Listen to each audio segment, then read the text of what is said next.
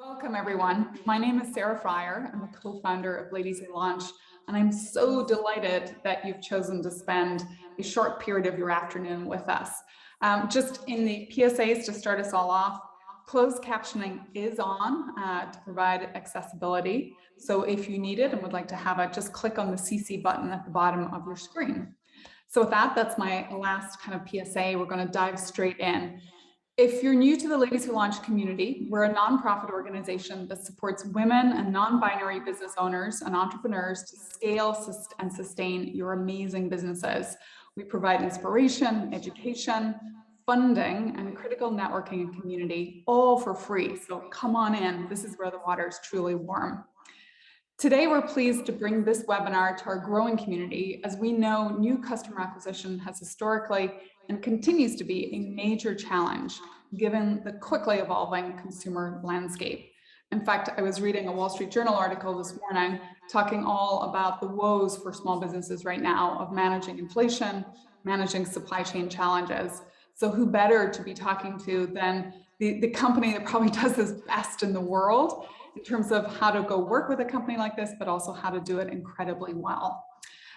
In talking with the grantees of our launch program, this is our 6-month grant program where we give business owners a $10,000 grant, business education, so much more. This was an area they most wanted to dig into. And in fact, I have some great questions coming from all of them as we get a little further into the session. But with that, I'm going to dig right in, and I'm so thrilled to welcome Latriece Watkins, Julie Barber, and Laura Uppington from Walmart. Okay, I'm going to take a beat, ladies, to just do a quick introduction of each one of you because you're all so impressive. I'm keeping it short because really the community is going to benefit from hearing from you. Community, if you want to find out more about these amazing women, we'll have this up on our Launch Academy in very short order. So first, Latriece, she is the Executive Vice President of Walmart US Consumables. She's probably one of the most senior women in retail in the world, literally. Latriece is responsible for the strategic positioning and financial performance of one of Walmart's largest divisions. Today, a majority of items on every American household shopping list falls in her portfolio. No pressure. In addition, her team leads areas in omni-channel merchandising in areas such as baby, beauty, over-the-counter pharmacy, household chemical and paper, personal care, and the pets business.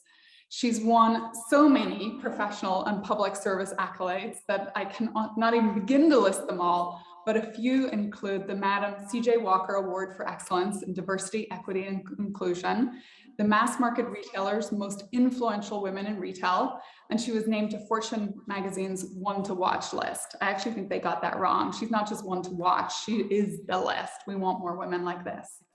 Thank you, Sarah. Julie Barber is the Senior Vice President of Health and Wellness Merchandising for Walmart in the United States and played a major role in the rollout of COVID testing and support. We have her to thank for a lot of what's gotten us through the last couple of years. She's responsible for over-the-counter vitamin, nutrition, and wellness products and services sold in Walmart stores and on Walmart.com.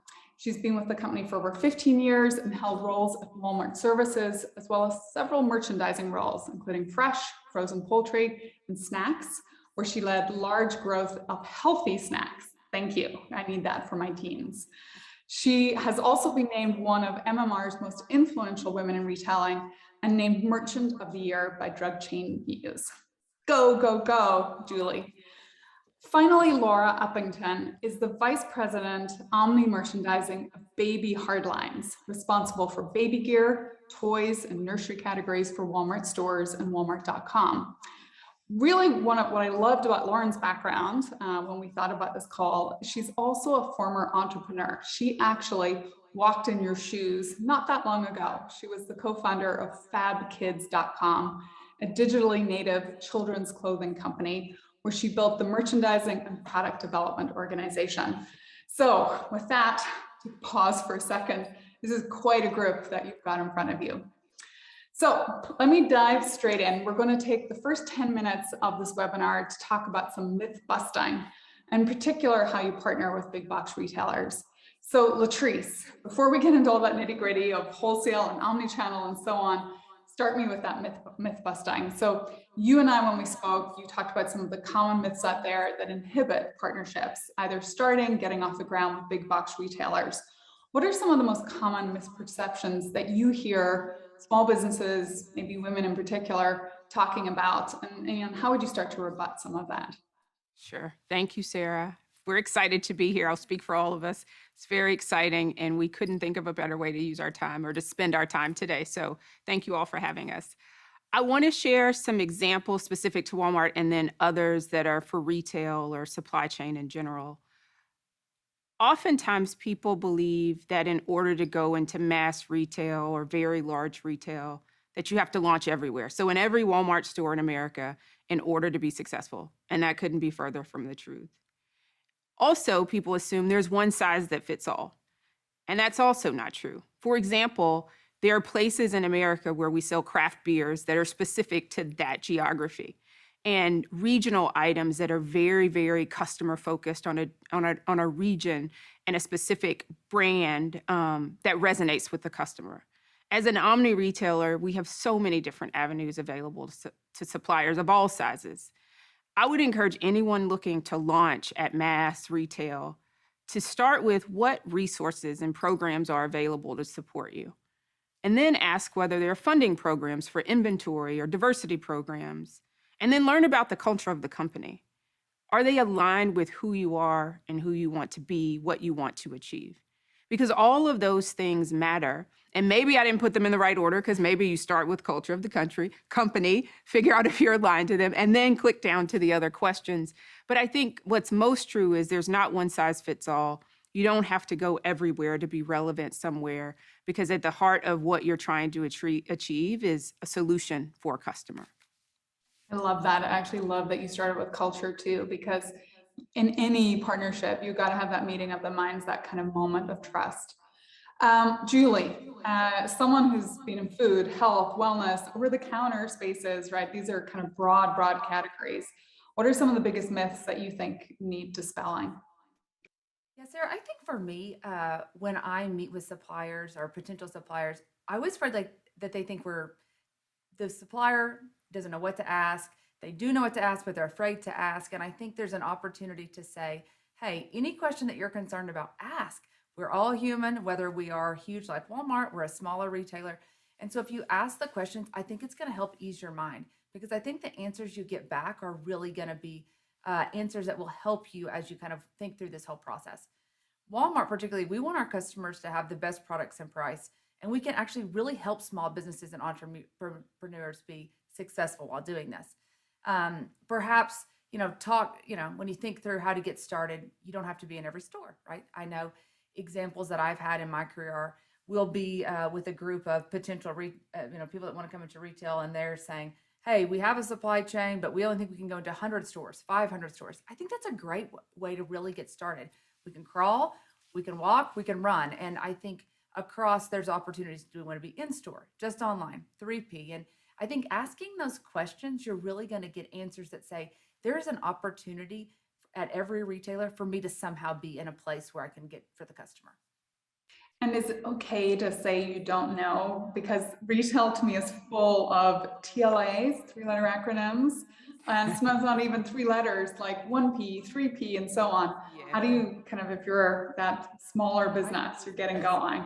Listen, Sarah, there are so many three-letter acronyms at Walmart. I half the time don't even know what people are asking. I have to ask those questions. So yeah, Yeah. I think it definitely is okay to say, I don't know, or I spent some time on your website and I saw this. What does this mean? What does it mean to be a supplier that's DSV? What's DSV? And I think that is exactly like it's actually puts a like level playing field on the table when we Mhm. can all kind of say, hey, I don't understand this. And even as a retailer, we can say to this potential supplier, well, how do you do this? Because we don't know either. And between the two of us, knowing on both sides where our intricacies are will help us do a better partnership together.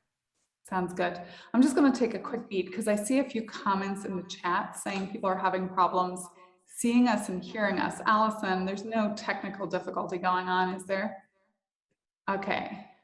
Okay, yeah, so Allison is saying, our fearless Allison, just try hopping out. Okay, good. Elise is saying she can see and hear us. Okay, for those that couldn't, dropout. You probably can't hear me say this, dropout, reboot.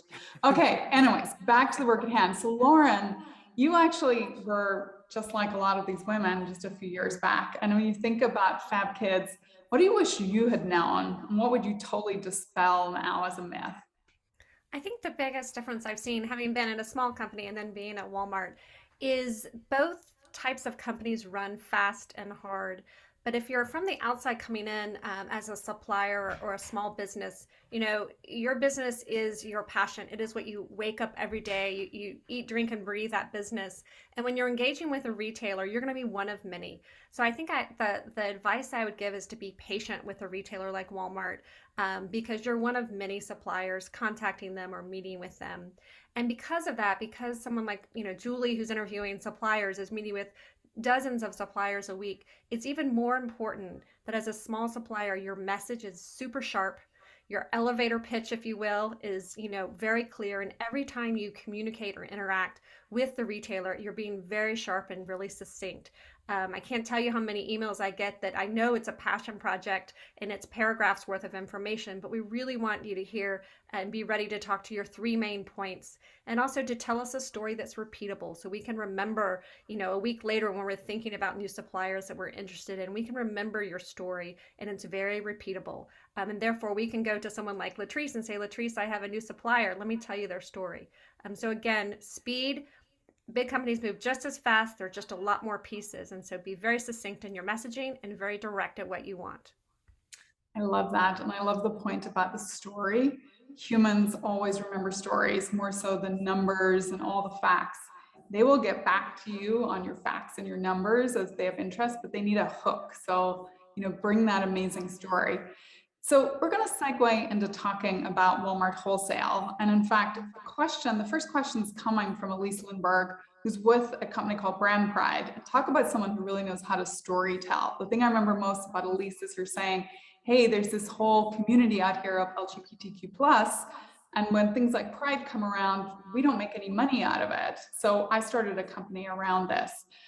What I love about Elise's question, let's give it to you. It's really geared towards Latrice, I think, but others jump in. Walmart prioritizes supplier inclusion and partners with small businesses, including via Shopify. Can you share how Walmart sources diverse, small, and upcoming brands? And I guess at the bottom of that question is, how do I then get into that flow to make sure I'm being sourced? Absolutely. Thank you for the question. We're intentional about it. We're intentional about being able to source new brands, build new relationships so that we can serve customers any way they want to be served. And we have a commitment to source $350 billion in items made, grown, or assembled in the US. So every year we're working toward not only achieving that goal, but doing it in a way that's sustainable for the business and that it first and foremost puts the customer at the center. So one of the ways that we achieve that goal is every year we invite US suppliers of all sizes to apply for a meeting with our merchants. And they're so much fun. It's called Open Call. This year, everybody get the date. I don't know if you have pen and paper, type yourself a note. The application period is from March 14th to April 8th. You can check it out on our corporate website for details. I know Tricia was going to put it in the chat so you have the information. You can get more information on the website about this event. We select suppliers of all sizes. And I love to go to these meetings when our merchants it's everything from, I think the product is great. I know some people who could help you with the packaging because the messages aren't very clear. I haven't met merchants who care more about product and bringing product to life in a sustainable way for customers than Walmart. Now, I've worked here a long time, so maybe I'm biased. At the same time, I think Open Call is a great opportunity for our merchants to demonstrate the things that they know, help businesses, and help them have the right information to move forward with speed. We also attend trade shows or conferences. Those are important. I think you have to be selective. Our pet team had a supplier inclusion summit with ECRM. We invited diverse suppliers in the pet industry to pitch their products to our merchants and look to find more exciting ways to add items to our pet assortment. We think that we're at our best when we promote diversity across our supply chain. So we do that across how we source product, the services we provide, across the people who provide services to us. And I think one of the ways that the team is still innovating, last week, our beauty team launched something called an accelerator called Walmart Start. And it is intended to identify the next rising beauty brand star. Now, those rise fast and often in beauty for sure, but also check that out on our corporate site. So we have a number of ways, and we have great examples of how we discover brands in new and unusual ways. Trade shows, yes. We've got open call. But I can tell you there are a couple of times when our merchants, who can be pretty aggressive, just DM the founder of the company and say, you should come to Walmart. And it's turned out pretty well. We've got a few brands that we've added just by those relationships. Now, I have to admit, some of the CEOs of those companies are a little confused and think it's a trick when they get those messages. But if you get a note from a merchant at Walmart, it's probably not a trick. So we use all of the resources possible to us, from traditional to non-traditional, to going where the customer is and seeing how they're reacting, to try to find products to make sure we give access to our customers. That sounds awesome. And I can already see in the chat, people are like, can I get the details for open call? We're going to put that all together in the webinar follow-up. Don't worry. And I think I want to come to open call. It sounds like so much fun. It's so much fun. It is. It's vendor room, and it'll be in person again, which will be amazing. And just to see the energy of people with products. And I don't have to tell you all know this, and Lauren said it. These are like where you've invested so much time and energy and love into your brands and your products. And we always hope that we get the opportunity to help make it even better. So we'll get you the information for sure. Awesome. And in this moment, Lauren, I'm going to turn to you to ask a question around, before showing up for that open call or whatever it is, what should a business or a brand do ahead of time? What are the must-haves? And before you start, the one thing I would say is, as with anything in life, people want the best of you. They're not trying to trick you. And I think often when I work with women, get very caught up in their head about perfection. No one is assuming you're going to show up and be perfect. In fact, they want to see the human. But what I've always loved when I work with anyone from Walmart, these people they live what they do. They live retail. And if they've found you and they like your product, they're as invested as you are to show up successfully. So, take that stress off yourself. Lauren, over to you. Absolutely, Sarah. I think the first thing, for any supplier who's approaching Walmart, or if you're approaching retailers, really understand their base expectations. And it's pretty easy to find. Walmart, for example, on our corporate website has our standards for suppliers. And if you meet those, you're in, you're past the first mark. The second is really, back to what Latriece is talking about, is having your product story and remembering the customer at the center. So when you're telling your story and you're pitching your product to a Walmart, you want to remember the customer is at the center. Is this something the customer needs? Is this something the customer wants? How is this going to change her life or make her life more delightful? And really, centering your product pitch around the customer's need. And then additionally, if you have that customer and you're intentional about having the customer in the center of your product, you'll also be where the customer is. And so, like Latriece mentioned, a woman on my team came across a great brand on Instagram, because that's where our customer is. That's where our merchants are. They're on Instagram, they're on TikTok. And they came across a brand called Kids for Culture that was founded by two women, had a great product line of diverse and inclusive dolls. And now that product is going to be in 3,700 stores next year. So, if you can keep your brand and the customer in the front, we'll find you as well. That is so good. And that brand, I'm sorry, Sarah, that brand started online and then last year and now is moving into stores. So I think that's the other thing that people don't think about, is how do we start to give visibility and help you build your muscle as a business owner before we move into all stores. So we have marketplace, and we have, obviously 1P, and we have stores, and customers like to shop lots of different ways. We like to make sure that we can serve them that way. But I don't know that as a business that people think about us as a way to build over time while you strengthen your business in things like e-commerce before launching in stores. And that's a great story of a year later, you're in 3,700 stores. And that time online was a real difference maker for the company. Yeah, absolutely. To kind of test all that muscle, supply chain, and so on. Julie, this question is actually coming from Mickey Krimmel, who I talked about earlier. Go Mickey, super fit hero. She asks, what do the smallest buys look like in terms of quantities, turnaround times, and the length of the partnership? So it's really kind of a how do I start small sort of question without being too small. Yes, sir. I think it really depends on the category, the product, the supplier. We have many brands like Latriece mentioned that start out on our marketplace, and that's sort of a smaller start, or they go directly to start on 1P for Walmart.com, and that also is a great place for them to sort of get started. We also have different times where we say, okay, this area of the country in a small segment. But really, I think it depends on the category and where the supplier is and ready. I have been in programs where I've launched in 25 stores in Missouri, a popcorn program when I was in snacks, because that was a very relevant brand in that place. And we said, we can do it. The other thing I think it's important to note is that Walmart has programs that help suppliers get started, right? So as we think about, are you going to need that space to actually build the product or manufacture the product, or do you need a longer term contract with Walmart? Often we will say, let's talk about what that means if you need something there. So I think the biggest thing I would say here is like our community is looking for a ton of different things, and Walmart wants to be that place. Whether you are able to start in 3,700 stores or start in 25 stores and go to 37 or start online, we want to be that place for you. And I think we have a lot of tools that can make it easier for you to get started. Yeah, I love that advice. And, again, I think what we're hearing over and over is don't get so in your own head about sheer scale, because even at a Walmart level, right, local is rising. I'm talking my own book right now, thinking about next door, but localism is here. People want something that feels personal and local often, and even the biggest brand in the world still wants to feel local when someone walks into that store. That's the beauty of like in person.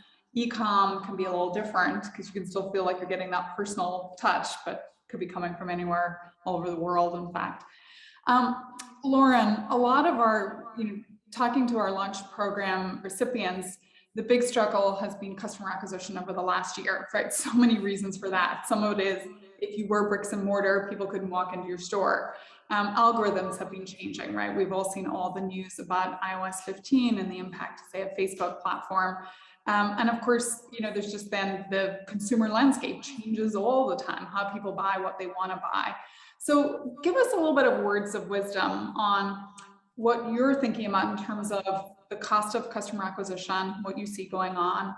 How do you think about that intersection for small businesses, direct to consumer versus wholesale? Like, how can they think about, one or the other being a better or worse driver of customer acquisition?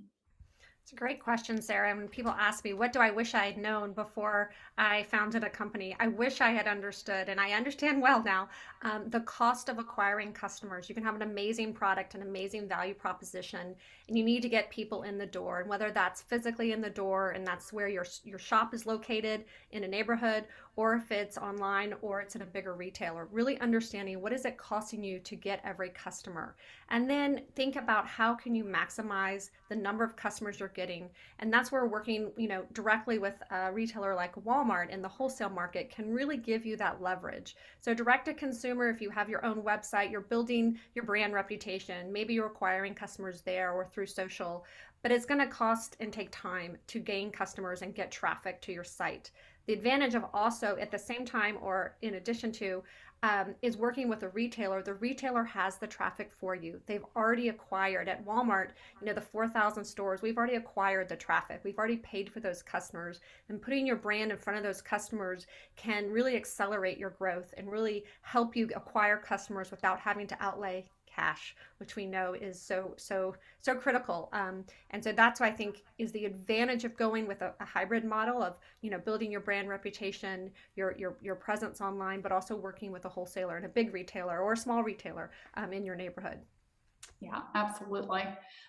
Okay, so we're not really switching gears, but I'm just trying to peel back the onion a little bit. So we've kind of talked from just myth busting to like, how do I even think about something like wholesale? Now we're going to get into some of the brass tacks. So Julie, maybe talk us through, if I'm a small business, how do I learn about either Walmart's or just even another big box merchandiser strategy? And how do I prepare before reaching out?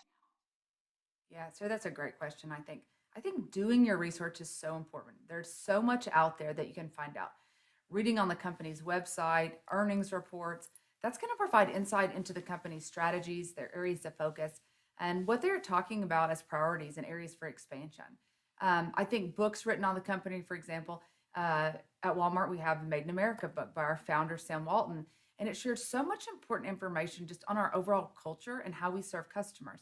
So as you go into those meetings, you feel very prepared, like, okay, I understand the type of culture that Walmart's going to have in general and what they're looking for. For example, at Walmart, EDLP, an acronym, right?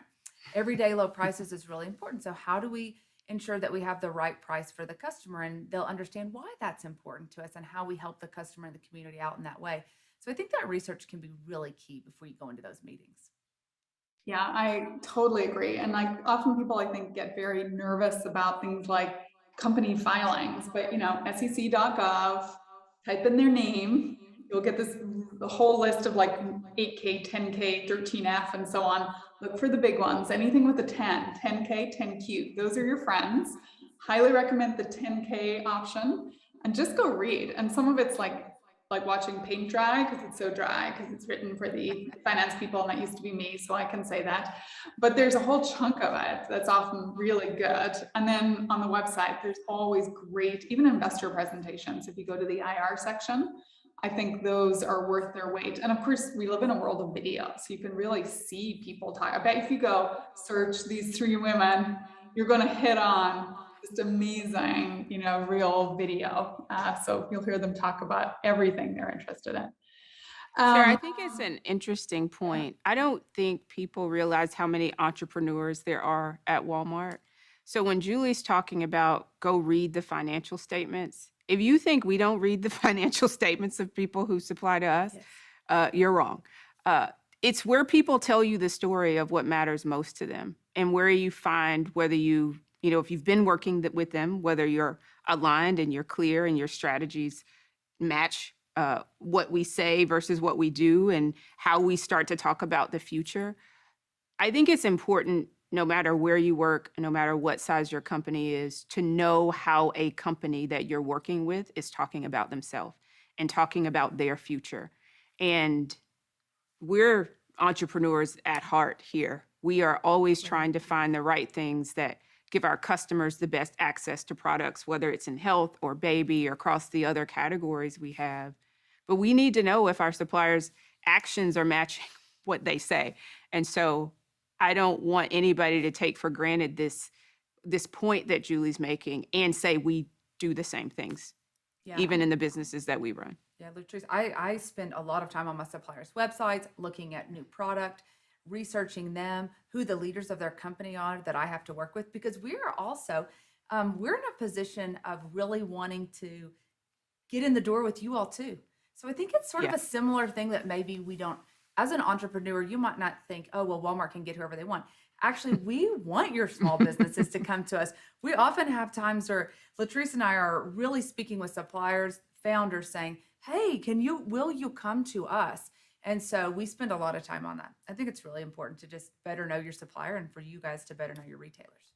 And I would add to that, if it's a little less intimidating to start out with, Google who you're meeting with. And particularly on LinkedIn, I think you'll find really engaging posts. I know Latriece, Julie will post things on LinkedIn that give you an insight to what we're thinking about day to day and what we're excited about. And it's not stalking, it's research. And it really can be helpful in setting up a relationship and a conversation with whom you're meeting with, whether it's at Walmart or any other big retailer. Yeah, a little healthy stalking goes a long way on any customer interaction. You've talked a lot about kind of getting prepped and all the background. What do you want to see from a small business? Like, is it a one pager? Is it a deck? Is it a product? Is it a video? Like, what are the pitches that you've seen that have really kind of stuck in your head? I didn't really direct that to anyone. I think sort of, Sarah, in a way, it's like almost all of the above in a compelling way. Back to Lauren's point around being like very succinct, but okay, what's a one-page overview of like what you're about, your culture, your leaders, showing a video or a TikTok of the things that your products are doing and how you do them. Just gives a little insight to who you are. And then it's sort of like an ask, back to the point of, don't be afraid to go into the meeting and truly make an ask. Ask questions that you have, but like, hey, this is my brand, this is my products. I want to put them in your store or whatever it may be. So I think a little bit of an overview and then some sort of fun and excitement as it thinks about marketing. TikTok, I don't really profess to be a major TikTok fan, She's but not a I TikToker. do love when I see my products on TikTok. I work with my suppliers. I think it's super fun. So I think that sort of excitement about what the brand can be to Walmart, and then that sort of wrap up of, this is the ask of what I want. I think the only other thing that I would add, and I tell large and small suppliers this all the time, is have the data that supports the thing that you're passionate about. Don't just have the passion, but what supports why this is important to the customer, and do the hard work to show me the data to make it easy for me to say yes. Any work that you make me have to do is going to end up being not at the top of the list if I've got to go do work to figure out why a customer might want this product. So I think the stories are great. I think the sizzle is great. And then backed up with data that makes it easy for me to say yes and harder for me to resist with more questions that you aren't prepared to answer. And you do these things when you're building the business. So it's not that you don't have them. I just think it makes the ask complete, and it solidifies your place in the market for a customer group. And, we think as merchants, it's our job to solve customer problems and to be advocates for customers. And so people who help us do that are really important to us, and bringing those things together, whether it's, in a small video or in a document, whatever feels more natural to your business. But I think all of those are components of what you have to have to make sure that you make the progress that you want to make. And I would add to that a couple of things that Latriece asks us to often in those data points is very memorable data points. And so, for example, the Kids for Culture dolls, a data point that brings that to light is that 50% of babies born today are born of diverse and multicultural families. And here is a product that speaks to that. And so having those nuggets of data points, and I've said that enough times that Latriece can repeat it, Julie can repeat it, but those data points are very repeatable. The second thing I'd add is really around, you may have different pitches depending on who you're meeting with. If you're meeting with a merchant versus their boss or their boss or their boss, just as you've done as you've built your business, you have different levels of detail, and being prepared to go either one. And then the last thing I'd say is practice.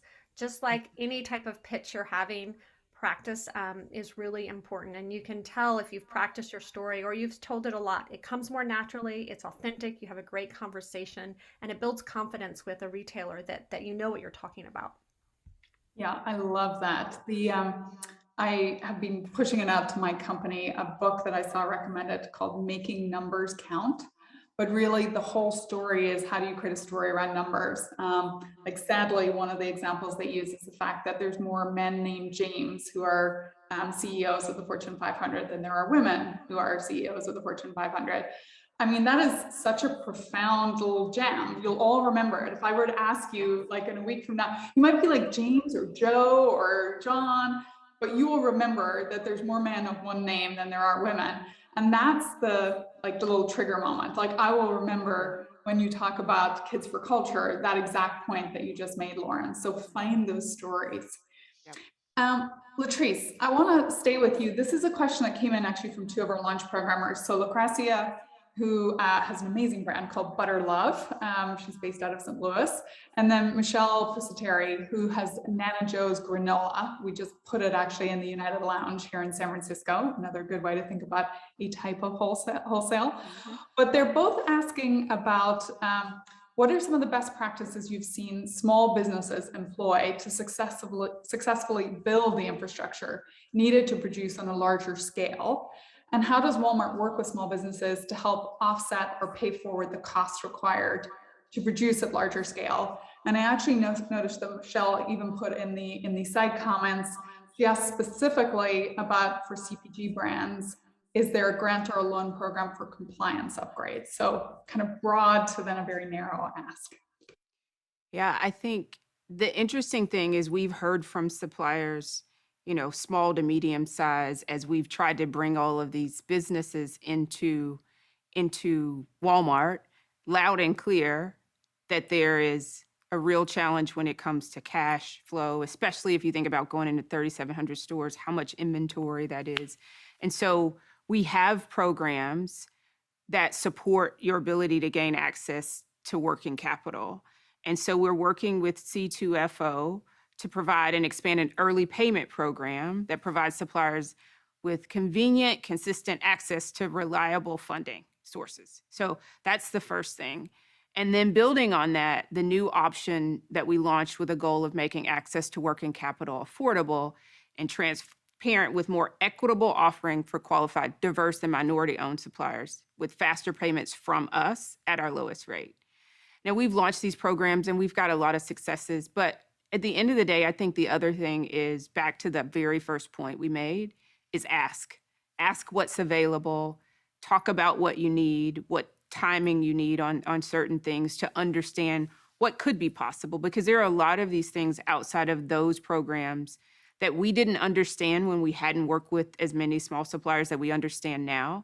And thinking about whether it's the timing of payment or early payments to you or when you ship, how we ship merchandise, all of those things. But it's the funding part is an important consideration when you think about the breadth of the assortment you would like to have, the number of stores or the number of locations you like to be a part of. All of those things go into the conversations you should be having with the retailer or wholesaler or whomever on the front side.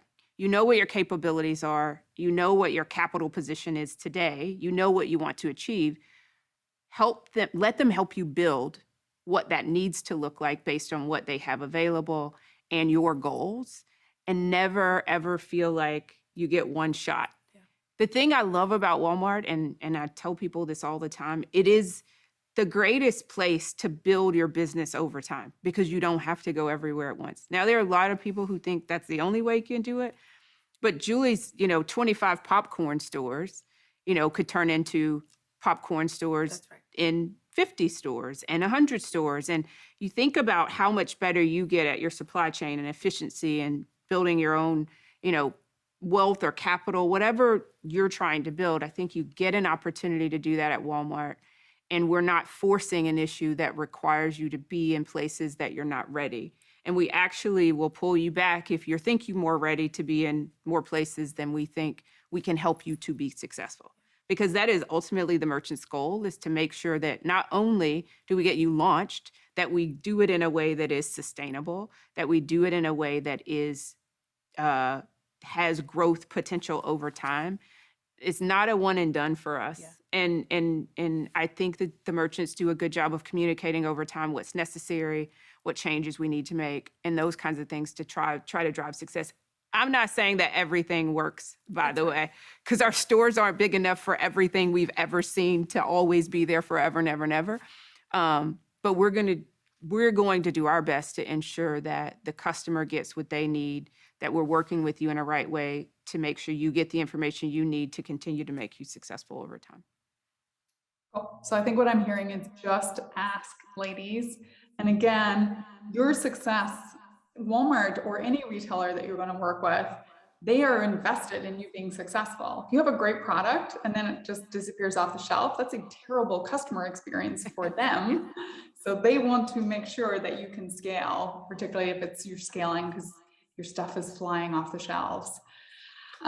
Okay, one more little pivot here before we start having to bring this home. It's really on this topic of incorporating wholesale into your omni-channel strategy, right? It's a very fancy term, but way to sell to people across multiple different platforms. So Julie, if I currently have a brick and mortar store and or do e-commerce, how could I effectively incorporate wholesale into my strategy as well? Yeah, I actually love this strategy together. We have seen a lot of successes, but we recently launched several great brands that were only direct to consumer. And what's been great about that is we've been able to help accelerate their growth and launch them both on Walmart.com and in our stores across the country. For example, we just launched Better Remedies, and that is an amazing OTC brand that we have giving back to the community, started online. We're adding them in our stores as well, and we're seeing it really good. Another one is Roman. Maybe many of you all heard of them. They're D2C. I remember Latriece probably like 3 years ago before the pandemic. We met with them in a vendor room and we said, hey, what can we do together? Your D2C, it's in a, men's health is a rapidly growing space. Would you think about selling to Walmart in stores and online? We launched them about 1.5 years ago, and it's working really well. And I think a part of it is this sort of ability to accelerate together and really offer the customer more options for where they can shop. It goes a little bit back to what Lauren was saying too, is some of these startups, they have some traffic coming to their site, and that's what Rowan's like, okay, we're doing pretty good. But they're saying like, how do we actually get more people? And Walmart has a lot of people going to their site and a lot of people in their stores. And so together it becomes a really big win about, helping customers know where to find their brand and that the brand is even there. But I think it's a really great way to come to life in that partnership with Walmart. Wonderful. And then a second question in the same vein, which is really about finding the right talent for omnichannel. So Latriece, the question's coming in from Amy Peterson, who runs a company called Rebel Mel, also out of Detroit. She makes jewelry out of graffiti that's kind of coming off walls. She makes the most beautiful like rings and bracelets. I have a bracelet that I love. So Amy is saying, when hiring for an omnichannel leader, what do you look for in a marketing person and in a salesperson? And maybe it's like, who do you want to face off against is one way to think about it as well. Yeah, I've been at Walmart for a long time, so over 20 years. And one thing that has been really consistent when I think about who I hire is I like to hire people who want the job that I'm offering. If you want a job, generally my job is not for you. So showing passion, people who show passion for the work, who want to do the thing that we're talking about. So that's the first thing, and it's common for me. So always be the person. I had a leader tell me once, always get the job. You're interested, you're capable, you are the best choice. Now, you might decide later you don't want to take the job, but don't not get offered the job. So that was the advice someone gave me right before I was going to go in and say, yeah, that's an interesting job. Change the tone, change my tone and my point of view on how I would approach it. I always approach any role with absolutely, shouldn't choose anyone else. So want the job, get offered the job. And then I'm a customer person. At the heart, I think anybody on my team would tell you that. Latrice's favorite word is customer. Customer first, always.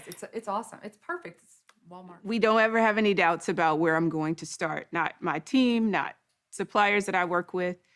We solve customer problems, or we don't. And so every chance we get to solve a problem that a customer has, we want to do it. And we want to make it easy, and we want to save them time. And those aren't just words. I tell people who don't want to sell to us, you're just making it harder for customers to get things they want because they're already at our store.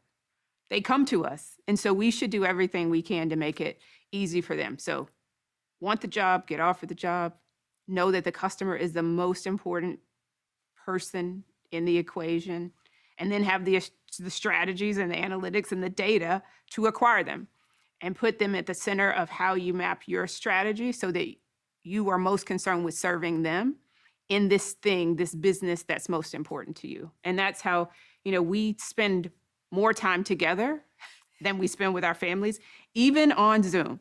Yes, true. And so it matters that, one, we have a common framework that we love doing what we're doing, and that we have a similar framework for why we do what we do and who we're doing it for. And I think when I think about my team with Julie and Lauren and the rest of the team, at the heart of everything we do, the successes we have are when we get to do things that for people we'll never meet, or for little people who live in our homes that we, build products with or launch products, and they're proud of us because it's products that they also love because they've seen it somewhere and they're connected with it, or they grow up with it. I tell people all the time, we created my daughter's first razor. I didn't know that, wasn't expecting her to use a razor before she was like, I don't know, a lot older. But when she did, the work that we had done across our teams to build something that we wanted to be special for customers was kind of the thing I got to introduce her to a category that she'll be in for, I guess, a long time. Yeah. It's pretty awesome. I'm going to ask a little nuance on that too. So should I be looking for someone who has done the category that I'm in? And I ask it because you all move categories. So how do you think about the first principles of like, what are the true skills, but then, you know, can someone who sells baby products one year sell beverages another year? And so if I'm like Amy, I'm in the jewelry category, should I be looking for someone who's done jewelry, or how do I think more broadly? Because I think it'll be very narrow if I'm only looking for someone that's done what I do. Yeah, I think we'd all be in trouble if somebody was looking for a thing that they had done. I actually have never bought anything. I've run lots of businesses, but I haven't done it.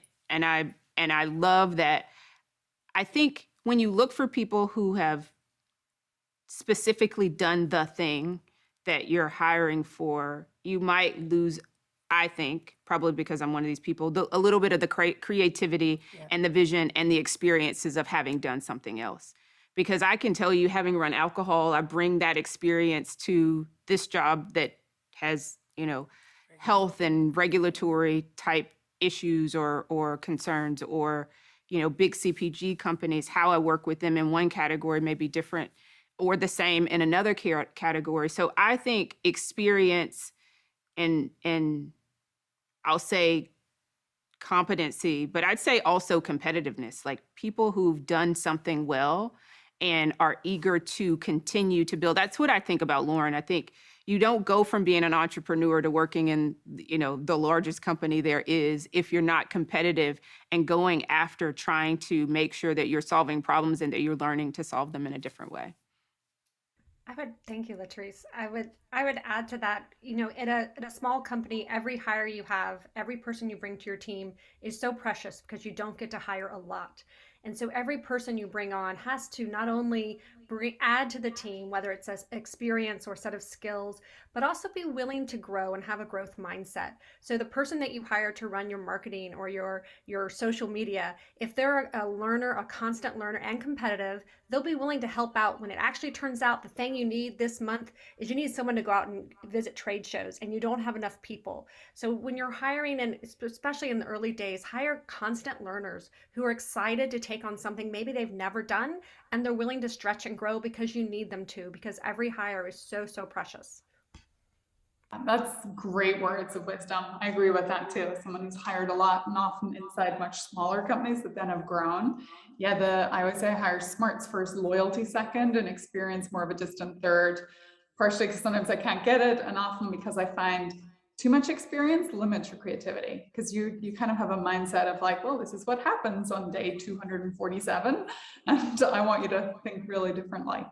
Okay, we're going to bring this home with just a few rapid fire. We had a question come in because our Ladies Who Launch community is global, with someone asking, if I'm external to the US, is it difficult to work within a big American retailer? This particular person was coming in from Ireland, my dear and dear former home. Hey, I'll talk about that one for a minute, because we do have brands that come from all over. I think people in the US still want product that has not been there. And so I particularly in the past year have seen us do a lot of work on 1P and 3P on our .com business, bringing on. Now, does it require some different things from a compliance and regulatory? Sometimes it does, checking that stuff out, but I think our customers want things from all over. And I particularly think that Walmart is a destination for people that want to do that. So it may be a little bit different in some ways. I know, like sometimes in contracts and things like that, as we kind of finalize things, but in general, that's what our customer wants. Then we still want it, even if it's from outside the US. Yeah, in fact, we had a speaker at one of our events in Belfast in Northern Ireland who has a company called Bubble Bum, which is an inflatable car booster seat, and she sold on Walmart, actually, if you know that product. And she is a feisty lady. Okay, a couple of other quick ones here. Do you require exclusivity, or how do you deal with exclusivity? We don't require it. We like it sometimes, but it's not required. Okay. I'd say it's back to that discussion I was having about the data, and I didn't specifically say, but what does the market say about the items that you produce and the niche, and how much of the market do you own? We like in a lot of cases for things to be broadly in the market, because we do have EDLP, everyday low price, and we like to make sure that we're showing customers value and have the assortment. And so there are instances where we prefer exclusivity, or we ask for it. We ask for things just like You guys. we're all suggesting that you all do, but it is not required for sure. Okay, and then this one may be more of a follow-up. It's coming in from a lady, Mary Macalia. I'm probably totally mispronouncing your name. So she's the founder of My Relief Wear, which is a cold therapy clothing company. We make ice packs so you can wear. I might be buying from you later today for my knee. Do you recommend any literature to learn more about omnichannel or how to put our best foot forward? So beyond kind of what might be on a Walmart site, I don't know if you've seen a good book or other resources, other than Ladies Who Launch Academy as well. That's the example I was going to use. I'd start there because I think that there are a ton of resources there that help connect the dots for you and don't leave you hanging where you find a resource, but you don't know where to go after that. So honestly, Sarah, that's where I would start if I were in her shoes. Perfect. Okay, great. Well, we're in wrap-up time. So we have a final question we always ask our panelists as we leave the event, which is, what's the one thing you want everyone listening to do in the next week? So it has to be super tangible and it can't be so huge. But Latriece, what's the one thing you want everyone listening to do in the next week? I'm starting from, I'll use the first lessons that I ever wrote down as a lesson I learned at Walmart, isn't have confidence in the work that you've done and do the work that's required to keep moving your business forward. For me, if you do all the other things and you don't do that, it limits your ability to keep moving your business forward, to ask the hard questions, to look for help, to do the work of studying what a company looks like, believing in the work that you've done. You said one thing, and then finding people who will tell you the truth, who will be truth tellers with you and tell you you've done a good job and that you can believe in yourself, because we all need that. We need people who support us and help reinforce the confidence that we have in ourselves. I love that. Lauren or Julie, anything you want to add? Feel free to jump in. I was just going to say, I think just based on the overall hour that we spent together, reach out to us with your brands and what you want to sell. We would love to partner with you. And I think if Lauren and I or Latriece are not the right person, we will connect you to the right person. Look us up. Happy to have you send us a note on LinkedIn, but it would be great to just partner with you guys. I think I would add, Sarah, if you can do one thing this week, I would really ask you to go take a walk or take a break or do something that feeds your energy, because as the leader of your company, the small and mighty companies, you are such a precious resource. You have to feed yourself. You have to take care of yourself. When I look back on tough moments in my career, it's when I wasn't sleeping or exercising or taking a break. So please go take a walk, stretch, do the thing you love, because you will be a better leader and a better entrepreneur if you do that. I love that. Oh my God. So ladies, I hope you all listen. So Latriece said, like, really frame out, like, what's the thing that's making you super successful, and find your truth sayers. Julie just said, reach out. Like, that's an offer you can't refuse. And if you don't all do it, I'm going to come stalk you all. And then I think Lauren closing it out with remembering also a little bit of self-care, self-love. It just was Random Acts of Kindness Day. Who knew, last Thursday? But I really feel like the three of you have kind of continued that momentum, because this is a massive act of kindness to take your time, to take all the amazingness that you all bring on a global stage down into this group of small business owners. Everyone listening, we continue to do these conversations. We always love to hear what it is that you're most grappling with, and then we'll go find amazing people to bring their best advice. Later this week, I think Thursday, our 2022 launch program applications open. Please go write an application, $10,000. But more importantly, you become part of our community, and we do a 6-month program with you that's very intense. For anyone that's been on it, I think they would sing the praises of the program. And then on March 4th, we have our Pathways to Capital Summit.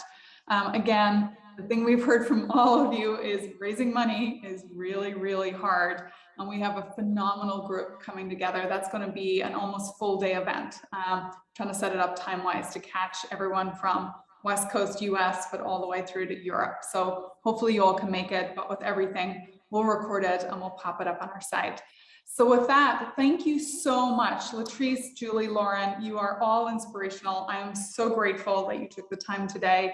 Thanks to my team, to Allison, to Jen, our ED at Ladies Who Launch, for putting this all together. And stay tuned. We'll follow up with some of the pieces that you've asked for here in the conversation too. Okay, take care. Have a wonderful rest of day, everyone. Thank you, Bye now. Sarah. Thank you. Bye-bye.